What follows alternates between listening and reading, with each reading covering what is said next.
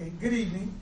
Good evening. My name is Helen Dickerson, and I am doing a speech on social websites are bad. This is my persuasive speech.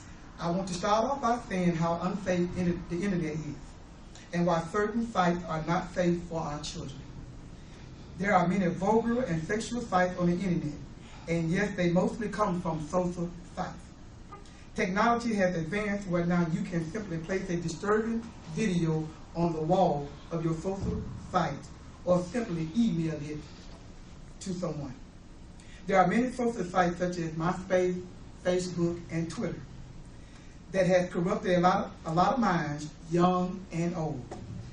They have taken something that is meant for the good and used it for something worse. For an example, cyberbullying. The internet allows people from anywhere on the planet to interact with each other. It also allows people to gain information about each other, even without their knowledge. How many online accounts do you have on various websites?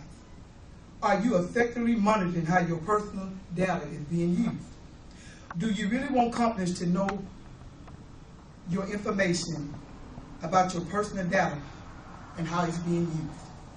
Do you really want people to know your information without you even knowing it? Does cyberbullying bother you? I think that social networks like MySpace, Facebook, and Twitter are dangerous. There are a lot of reasons why I think this. One reason they are dangerous because there are sexual predators. These people lie and eventually get your information. They could even kill you. I believe that sexual predators are not the only problem with social networks. The friends that you come in contact with can emotionally harm you.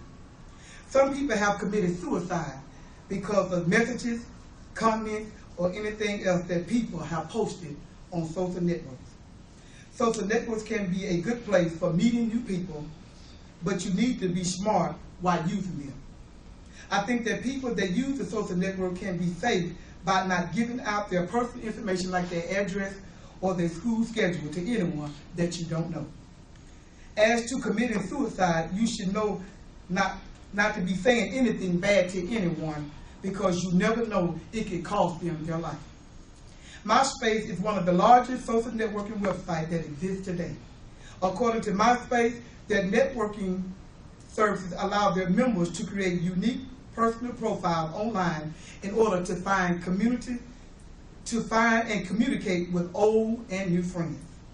Members can create online journals, keep in touch with friends, and post personal information and photos. They allow anyone over the age of 14 to create an account and post anything personal. There are new stories that have tried to explain to parents why it is not safe for our children to use the internet in their bedrooms. There have also been many incidents where these social networking websites have been breeding ground for those who want to harm our children.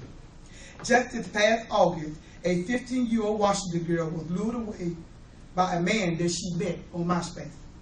She has since been found. Before that, a 16-year-old Newark girl was believed to have also run off with a man that she met on MySpace, but her whereabouts at this time are not known. At this time, MySpace plans to put a new restriction on how adults may contact underage users, but I wonder how they will prevent adults from pretending to be children. According to NCMEC, recent incidents involving internet crimes against children have been prominent in the media.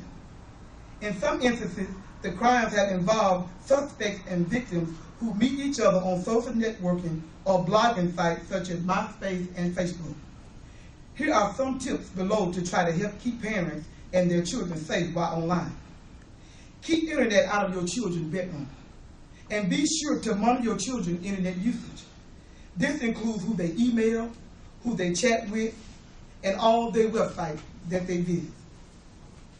In conclusion, despite the fact that the danger exists, social networking sites are relatively safe, even for adults and teenagers. However, to be safe and to stay safe, adults and teenagers need to know how to avoid and who to look out for. Essentially, this message that the best way to protect your children from online predators is to educate them. Thank you.